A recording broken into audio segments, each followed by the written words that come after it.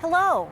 On behalf of California State Parks and the California State Railroad Museum, welcome to Westward Bound, Travel on the Transcontinental Railroad. We're located here in Old Sacramento State Historic Park in Sacramento, California. My name is Debbie, and I'm going to be your conductor for the next hour. In that time, we are going to visit 5 different stations in the Central Pacific Passenger Railroad Station. And we're going to learn about what it was like to travel by Transcontinental Railroad in the 1870s. We'll learn about the people that worked in the depot. We'll learn about the people that traveled west on the Transcontinental Railroad and what the conditions of their travel was like. Before we begin, I'd like to take a moment to acknowledge the heritage, culture, and traditions of the Sacramento area. We acknowledge that we are standing on the tribal lands of Sacramento's indigenous peoples and recognize that Sacramento is the ancestral home of the Nisenan and Valley and Plains Miwok people. They were the original stewards of this land and have lived here since time immemorial. We honor and recognize Sacramento's indigenous peoples, both those who lived here before and continue to live here, as we talk about westward movement on the Transcontinental Railroad and how it affected the changing population in California. Let's talk about the Transcontinental Railroad. Transcontinental means across the continent, and that's just what the railroad did. It connected the east coast of the United States with the west coast of the United States, making travel possible in days instead of months. Prior to the Transcontinental Railroad, it could take up to 6 months to get to the west coast. But after the Transcontinental Railroad, it took only 7 days. Travel on the Transcontinental Railroad made travel faster, easier, cheaper, and safer than ever before. The railroad changed life in America forever. People emigrated from the East for a variety of reasons. Now, did you notice that I said emigrate instead of immigrate? Emigration, with an E, is the act of leaving where you live in order to settle somewhere else. Immigration, with an I, is the act of arriving to live permanently from a foreign country. And America is made up of emigrants and immigrants. Now, this is a term you're going to be hearing a lot today. So I just want to stop here for a moment in order to clarify. Unless you have ancestors who were indigenous Native Americans, you probably have family that immigrated from a foreign country to come to the United States. Some of those people emigrated to California. This migration brought a great variety of people to California, and each one brought their own history, culture, custom, and story with them. And because the railroad brought so many people to California, the Sacramento Valley grew faster than anyone ever imagined. Are you ready to get started on our journey? For the next hour, we're going to leave the 21st century behind and take a trip to the 19th century. So, hop into those imaginary time travel machines, make sure your luggage is stowed, your seat is in the upright position, fasten your seat belts, and enjoy the ride. Welcome. I'm standing at mile marker 0 of the Transcontinental Railroad. In 1862, the President of the United States, Abraham Lincoln, signed the Pacific Railway Act. This law chartered the Union Pacific and Central Pacific Railroad companies to build a transcontinental link connecting the West Coast with the eastern half of the United States. With the country fighting a brutal civil war, a transcontinental railroad would assist in the transportation of troops and material. On January 8, 1863, the Central Pacific Railroad built east from here in Sacramento. Governor Leland Stanford led the groundbreaking ceremony right here at the foot of K Street. Governor Leland Stanford was one of the so-called Big Four, the primary officers of the Central Pacific Railroad, along with C.P. Huntington, Mark Hopkins, and Charles Crocker. In addition to being governor, he was also the president of the Central Pacific Railroad. 6 years later, in Promontory Summit, Utah, the Central Pacific and Union Pacific Railroads met to complete construction on this monumental railroad. Prior to the completion of the Transcontinental Railroad, travel to California was a long and dangerous journey. Your only options were to travel by sea or cross the continent by wagon train. Both took 4 to 6 months. By contrast, Transcontinental Railroad travel took only 7 days. The Transcontinental Railroad brought a diverse group of people to California for exploration, opportunity, and travel faster and safer than ever before. Welcome to the Central Pacific Railroad Passenger Station, the western terminus of the nation's first transcontinental railroad. This is not the original passenger station building. This is a reconstruction built in 1976. The original passenger station building stood in this location for 15 years till the railroad tore it down in 1879 and replaced it with a large freight shed. This is what we believe it looked like in 1876. In the 1970s, many buildings in Old Sacramento were restored or reconstructed to reflect the history of the gold rush and the Transcontinental Railroad. City leaders, historians, and California state parks poured over photographs, newspapers, letters, and works of art to accurately represent what this structure would have looked like in 1876. Can you imagine what it would have looked like way back then, 100 years ago? Take a bird's eye view and see if you can pick out a few things that might have looked a little different.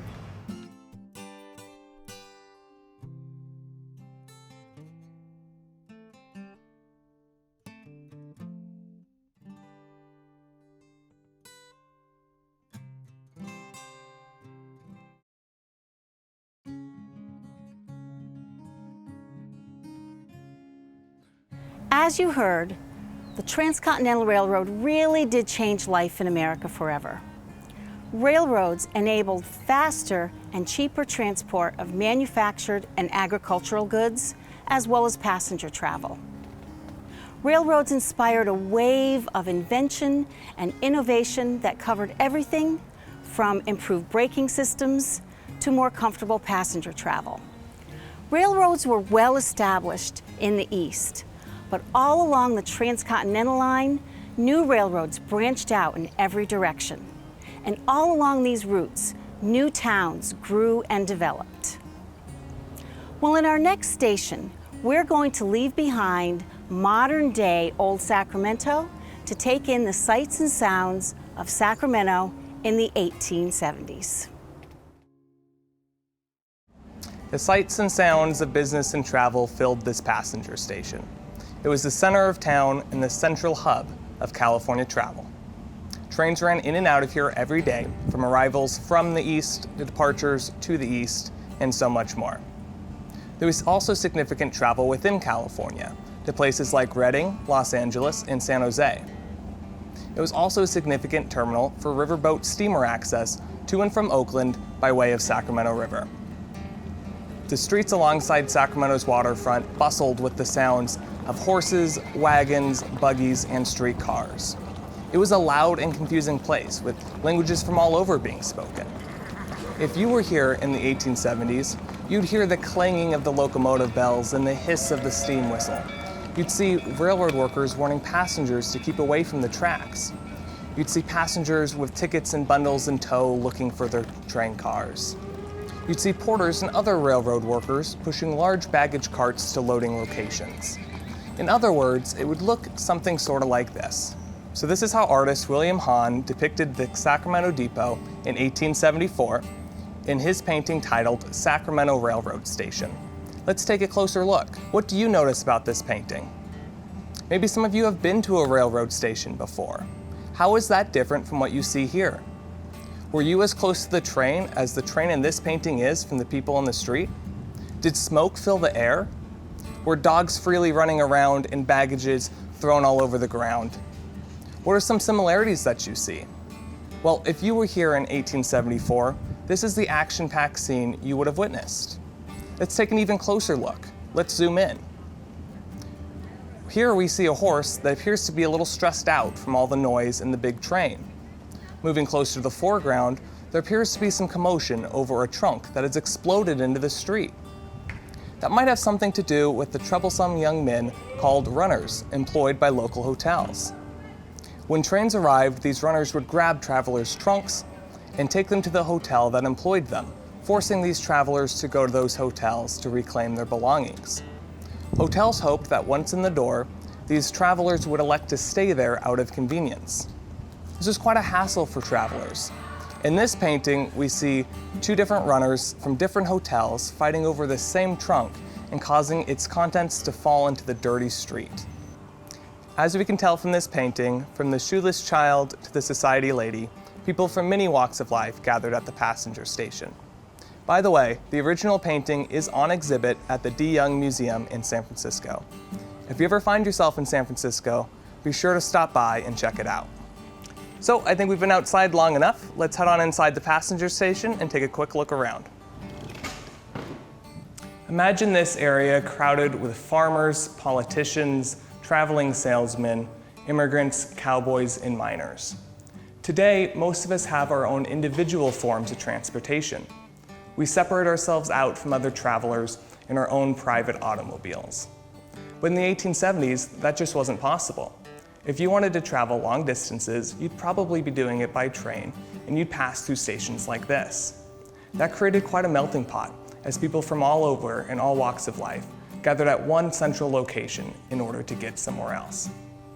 The inside of passenger stations in the 1870s looked quite a bit different from what we'd expect today. In this passenger station, there were two separate waiting areas. This is the main waiting area, but there is also a ladies' waiting area for female passengers. By the way, you'll notice that the ladies' waiting room has been transformed into a museum store for our purposes, but try to imagine it as it was in the 1870s, as a separate place for rest and relaxation. Now this brings up the obvious question of, well, why was there a separate space for female passengers? And that is a complicated question, but most simply, train travel in the 1860s and 1870s was dirty, dusty, and somewhat dangerous. Compared to the hustle and bustle in the main waiting room, the ladies' waiting room offered female passengers a quieter and safer space. Inside, you would have found a sofa, some chairs, a newspaper rack, and maybe even some hand-drying towels resting near a cast-iron stove. Gender stereotypes meant that the ladies' waiting room was more comfortable than the main waiting room. However, these same gender stereotypes limited females' employment and educational opportunities. That doesn't sound like a fair trade-off to me.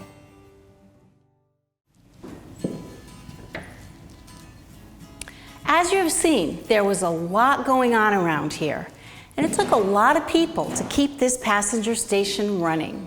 Running a railroad required a lot of skilled and unskilled positions. Positions like ticket agents, clerks, train dispatchers, telegraphers, and baggage masters. At our next station, we're going to take a look at some of these positions. And maybe you'll see a job that you think you might be good at. When thinking about jobs on the railroads, one might think about a conductor or an engineer. These jobs were important to help ensure safe travel on the trains. However, not all jobs on the railroad took place on a train. Many jobs were at the stations themselves. Unlike the automation of public transportation today, in the 1870s, many real people were needed to do the work. In the early days of train travel, most positions were only available to men. However, women later filled many of these important jobs with the railroad. The first person you would encounter when leaving out of Sacramento would be a ticket agent who would sell you a ticket out of a window like this. One very important position that we do not have today is the telegrapher. The telegraph was the heart and nerve center of the railroad station. Telegraphers communicated station to station. They were the voice of the railroad. By pressing the transmission key, the telegrapher used Morse codes consisting of dots and dashes to transmit news, information, authorize train movements, and track lost goods and people. The operator was also the first to know of any accidents, delays, robberies, or other problems out on the railroad. The telegraph revolutionized communication in the 19th century. Think about this.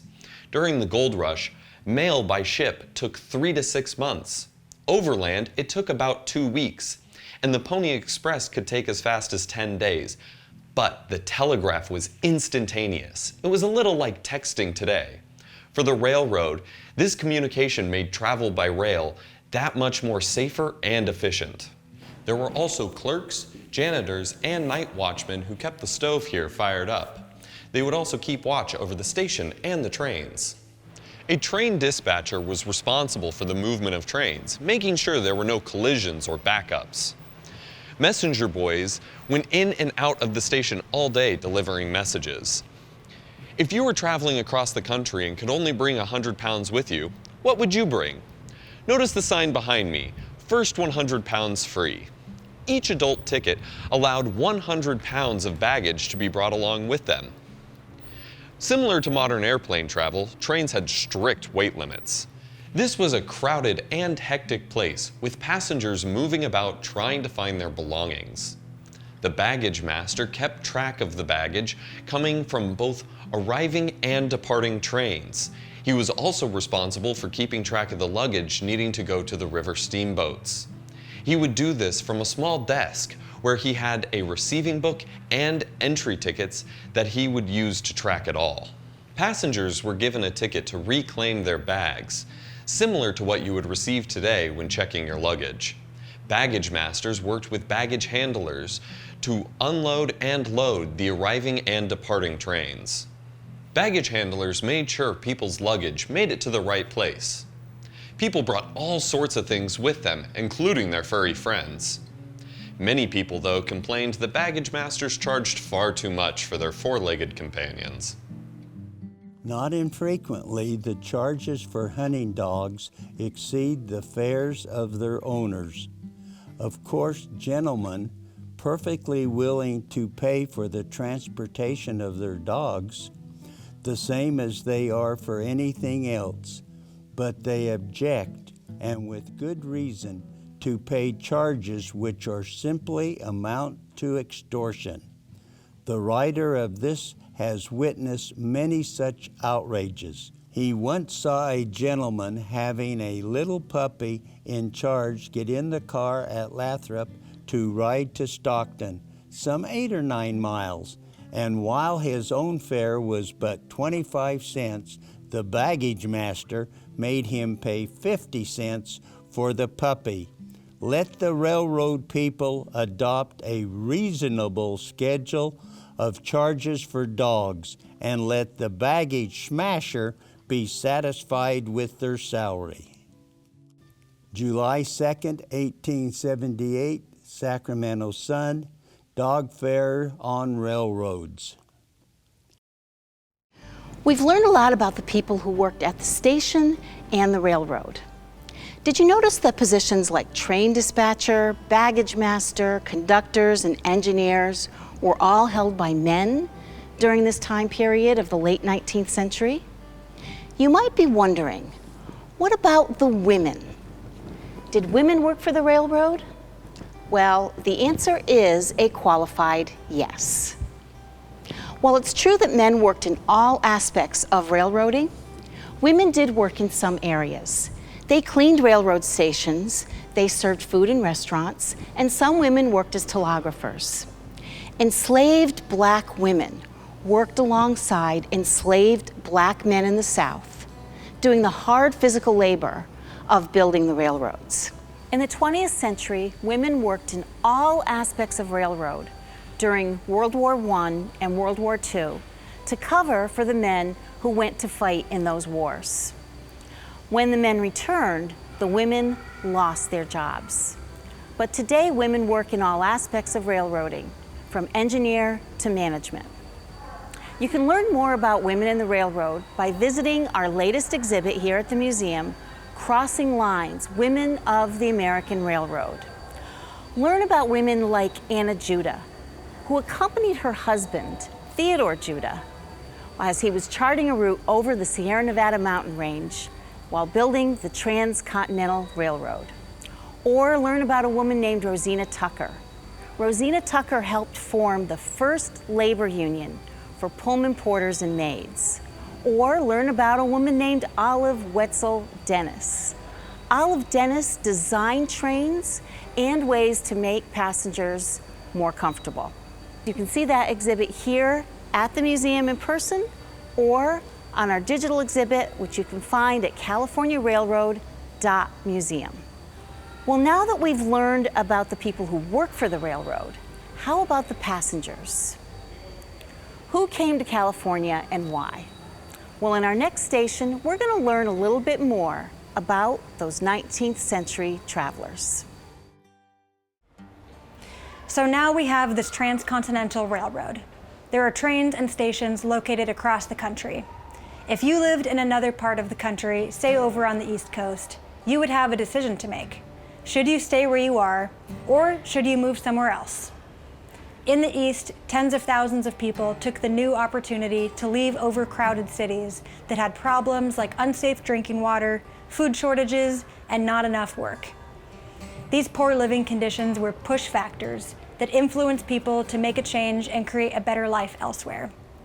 The railroads encouraged travel and settlement by attaching low-fare immigrant cars to their trains. These cars were packed with European emigrants headed west. Pull factors to the west was the opportunity for a better life, cheap land for sale, milder seasons and better weather for farming, and new work opportunities. Advertising was another powerful pull factor. The railroads hired famous writers in its campaign to sell property and attract tourists and settlers to California. Governmental agencies urged settlement, like with this poster created by the California Immigration Commission in 1885. It invites farmers and immigrants to California, the cornucopia of the world. What is a cornucopia? Well, it's a symbol of plenty. It boasts of nearly 44 million acres of land untaken. When the government reported lands untaken, they were excluding the native residents who had been living on and stewarding the land for thousands of years. If you live in California, can you determine from this map which tribal region you live in? The Central Pacific and the Union Pacific Railroad companies acquired land to build the Transcontinental Railroad, which passed through 15 tribal territories from California to Nebraska. So how did the railroad come to acquire all of this land? Well, we have to go back a bit to 1862 when the plan for the Transcontinental Railroad was being formed. In 1862, Abraham Lincoln signed the Pacific Railroad Act, which provided government bonds to fund the construction of the Transcontinental Railroad. It also gave away vast amounts of land to the railroads through land grants. The U.S. government surveyed public lands and divided them into 1-mile square sections. The railroads received sections of this land in a kind of checkerboard pattern.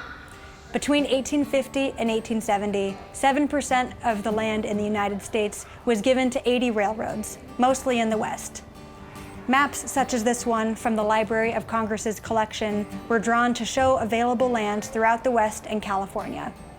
Notice how you can see the squared sections of land. The Transcontinental Railroad can be seen stretching across Nevada and leading to Sacramento, where it links up with other railroad lines going north and south. With railroads expanding into new territories, railroad companies were confident that settlers would follow and that the value of their lands would increase. And they were right, people came. As a result of all of this emigration, the population in Sacramento grew from around 7,000 non-native residents in 1850 up to 29,000 people in 1890. And today, Sacramento's population is up to over 513,000 people, including Sacramento's indigenous descendants. More than 10,000 Chinese railroad workers built the western portion of the Transcontinental Railroad. Well, what happened to those workers when the railroad was finished in 1869? Some went back home to China. Others remained here and found work in agriculture, mining, or domestic service, while still others remained with the railroad. Railroads were being built all over the West and the Southwest. So with all these railroads being built in the West, how did the Chinese workers get to these work sites? By railroad, of course. But the workers were not allowed to travel in cars alongside other white passengers. They had to travel in their own separate cars. Even though the Transcontinental Railroad would not have been built without the Chinese railroad workers, they still experienced racism and discrimination. Black Americans also experienced racism and discrimination. In certain parts of the country, especially in the South, Black Americans were not allowed to eat in dining cars and had to travel in separate cars. Railroad jobs were restricted for them also. They worked mostly as laborers. But the Pullman Company hired only Black men and women to work in the sleeper cars. These Pullman porters and maids worked long hours for very little pay and survived mostly on the tips that they received. Even so, this helped build a middle class for Black America. But it also preserved the stereotype of Black men and women as servants. Safe cross-country travel was certainly a novelty in the 1870s. But a transcontinental railroad ticket was not like a direct flight from your starting location to your destination. If you started your journey in New York City and you did not take first class, you could transfer your train 4 to 5 times before reaching Omaha, Nebraska.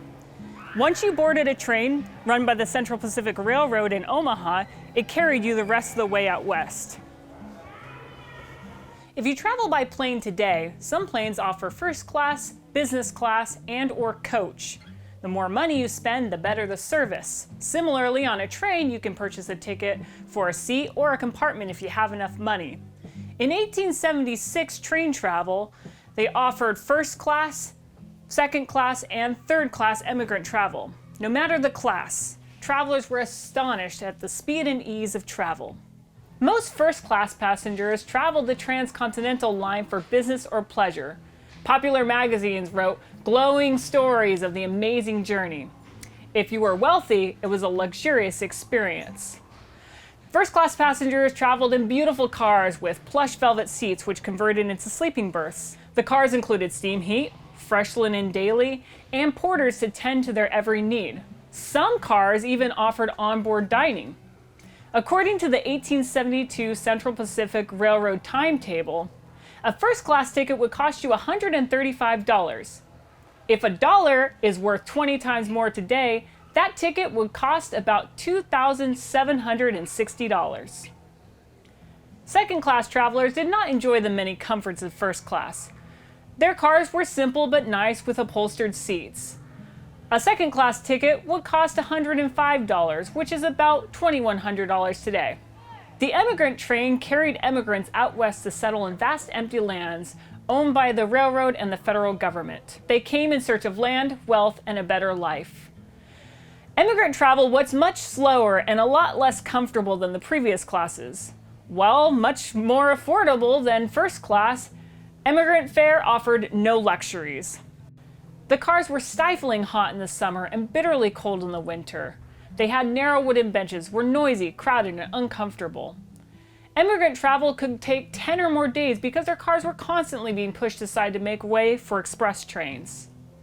Still, it was hard to complain about 10 days of travel on an uncomfortable train compared to 6 months walking alongside a covered wagon on the California Trail.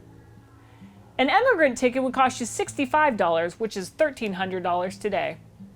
To understand the differences between emigrant travel and first-class travel, we present to you the written experiences of 2 travelers. Our first-class traveler, Sarah Chauncey Woolsey, was a writer. She wrote an article called "A Few Hints on the California Journey" for a popular magazine at the time, Scribner's Magazine. It was a practical guide for women traveling out to California. Our other traveler is Robert Louis Stevenson. Robert Louis Stevenson took an emigrant ship from Scotland to New York City, and then he took the emigrant train all the way out to California. He was an aspiring writer who wrote about his journey in a book called The Amateur Emigrant. Years later, he gained fame by writing Treasure Island and The Strange Case of Dr. Jekyll and Mr. Hyde. Our 2 travelers start their journey in New York City. By the way, we've adjusted the wording to make it easier to understand in language that's used today. The price of a ticket to San Francisco and back over the Union Pacific and Central Pacific roads is a little less than $300. That's about $6,000 to you. Without the Pullman car, the journey would be terribly draining. With it, it is surprisingly comfortable. the expense of 2 months of travel in California will vary from $700 to $800, which is roughly $14,000 to $16,000 in today's dollars. Every article of baggage is weighed on the Pacific Railroad. I was one of about 300 immigrants. We walked to the station in the pouring rain, a stampede of weary travelers. We were cold, wet, and tired. We waited an hour on the drafty gas-lit platform. There are whole families traveling together, carrying all their worldly goods. I've never seen fellow creatures so stricken down. The whole business was a nightmare. You can only imagine our delight when we entered the Pullman car. It had a double living room car, and we could become the happy occupants of one of the 2 delightful little rooms at the end. The dressing closet is located between the 2 living rooms, and nobody in the car uses it except us. We men traveled in our own car. It was a long, narrow wooden box with a stove on one end and a toilet on the other end. The benches were too short for anything but a young child. There was scarcely enough elbow room for 2 to sit, and definitely not enough space for 1 person to lie down. At bedtime, the porter enters, pulls the sofa out into a roomy bed. He manipulates the armchairs in some mysterious way so that they form another bed, and he produces sheets, blankets, and pillows. He then hangs curtains over doors and windows. He presents you with a handful of clean towels and departs, leaving you snug and secluded in a bedroom anyone could desire. At bedtime, the conductor asked 2 men to chum together. To each of the chums, he sells a board and 3 square cushions stuffed with straw and covered with thin cotton. On the approach of night, we lay the boards from bench to bench, making a couch wide enough for 2. When the train is full, of course this plan is impossible, for there must not be more than 2 to every bench. Chums must agree to be chums, or this can't be carried out. If you are wise and prepare for bed early, you can take possession of the dressing closet, bolt the door of the second living room, and have the luxury of a sponge bath. The comfort and refreshment of such a bath after the dusty day can scarcely be overstated. For ladies traveling alone, nothing on wheels has ever been invented which is so perfect. Washing and eating can be carried out most economically by a group of 3 people. I entered into such a partnership. One of us bought a tin washing dish, another a towel, and I bought a brick of soap. The comrades used these instruments one after another, according to whoever woke up first. I had to kneel down and support myself by wrapping my elbow around the railing to wash my face and neck and hands in the cold water. It was much easier if the train was traveling slowly, but if the train moves rapidly, it is somewhat more dangerous. No one can realize until he has journeyed in the delightful quiet and privacy of the Pullman cars how much of the wear and tear of railroad travel is the result of contact with people. When at last I found an empty bench, I sank into it like a bundle of rags. The world seemed to swim away into the distance, and my consciousness dwindled until I fell asleep. When I came to, I found sitting beside me a very cheerful German gentleman who was talking away at me. I heard him relate, among other things, that there were pickpockets on the train who had already robbed a man of $40 and a return ticket. And just as we were moving out of the station, the conductor came by. There was a word or two of talk when the conductor grabbed another man by the shoulders, marched him through the car, and sent him flying onto the track. The train was still moving. The conductor stood on the steps with one hand on his hip, looking back at him. On the way home, we spent a week on top of the Sierra, where a deep basin of transparent blue water, fringed with pine forests and watched over by snow peaks, has received the name Lake Tahoe. My advice to everyone who is thinking of the California journey is go. The discomforts, the heat and dust, the weariness along the way are soon forgotten. When I awoke the next morning, I was puzzled for a while to know if it were day or night. I sat up at last and found we were grading slowly downward through a long snowshed, and suddenly we shot into an open area. Before we were swallowed into the next length of wooden tunnel, I had one glimpse of a huge pine-forested ravine. Dropping thousands of feet towards the sea level as we went, all the passengers forgot about the dirt and the heat and the weariness. Gazing at the beauty of this new world made us feel like new creatures inside and out. This was our destination. This was the good country that we had been going to for so long. Travel by rail was a new experience for westward travel in the 19th century. First-class passengers expected a luxurious experience, but they had the wealth to grant them that privilege. Emigrants, on the other hand, had no expectations. All they wanted was to get to California to start a new life. Knowing the discomforts of immigrant travel, do you think you would have made that journey? Everyone who traveled to California brought their own stories, culture, and dreams, and the Transcontinental Railroad made it all possible. Well, I hope you've enjoyed traveling westward with us on Westward Bound Travel on the Transcontinental Railroad, right here at the California State Railroad Museum. We look forward to seeing you here in person real soon. For more information, please check out our website at www.californiarailroad.museum. Our lives are made of railroad stories. Keep learning about your railroad story here at the California State Railroad Museum.